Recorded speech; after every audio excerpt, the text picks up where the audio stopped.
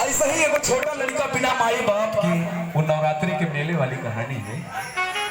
वो गुम हो गया है, उसके पास माँ बाप नहीं है, लेकिन वो माँ को देख के संतोष करता है। लेकिन जब 10वें दिन माँ की विदाई होती है तो उससे बर्दाश्त नहीं होता है। वो गीत एक लाइन में गुनगुनाऊंगा, आप लोग दोनों हाथ उठा के ताली बजाएंगे। कैसे?